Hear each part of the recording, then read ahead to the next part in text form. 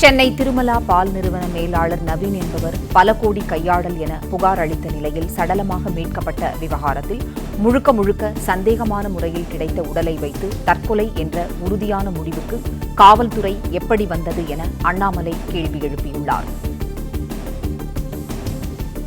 செய்தியாளர் ராஜகுமரன் இணைப்பில் இருக்கிறார். ராஜகுமரன், வணக்கம். விவரங்களை சொல்லுங்க. திருமலா பால் நிறுவனத்தில் கருவூல மேலாளராக பணியாற்றிய நவீன் தற்கொலை செய்து கொண்டுதான் இறந்திருந்தார் என்ற தகவலை காவல்துறை வெளியிட்டிருந்தது தொடர்பாக கேள்வி எழுப்பியிருக்கக்கூடிய அண்ணாமலை, நவீனுடைய உடல் கிடைத்த அறையில் எந்த நாற்காலிகளும் இல்லை, முழுக்க முழுக்க சந்தேகமான முறையில் கிடைத்த ஒரு உடலை வைத்து தற்கொலை என்ற உறுதியான முடிவுக்கு காவல்துறை எப்படி வந்தது என்று கேள்வி எழுப்பியிருக்கின்றார்.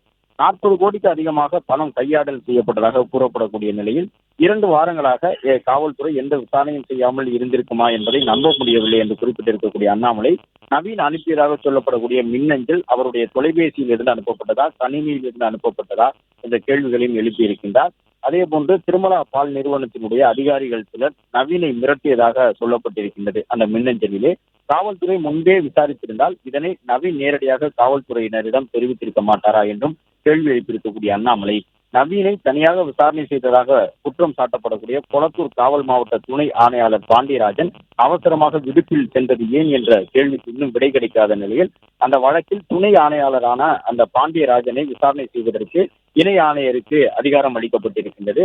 அவர் விசாரணை அறிக்கையை எப்போது தாக்கல் செய்வார், 1 நாளிலா, 2 நாளிலா, 1 வாரத்திலா, எத்தனை நாட்களிலே அந்த அறிக்கை வெளியிடப்படும் என்பது குறித்து ஏன் எந்த தகவலும் இல்லை என்று கேள்வி எழுப்பியிருக்கின்றார் அண்ணாமலை. திருப்போணத்து அஜித்குமார் காவல்துறையினரால் அடித்துக் கொல்லப்பட்ட துயர நிகழ்வுக்கும் தற்போது சென்னையில் நவீன் இறந்திருக்கக்கூடியதற்கும் பொதுவான சந்தேகம் திமுக அரசின் காவல்துறை மீதுதான் என்று குறிப்பிட்டிருக்கக்கூடிய அண்ணாமலை, காவல்துறைக்கு பொறுப்பான முதலமைச்சர் என்ன பதில் வைத்திருக்கின்றார் என்றும் கேள்வி எழுப்பியிருக்கின்றார்.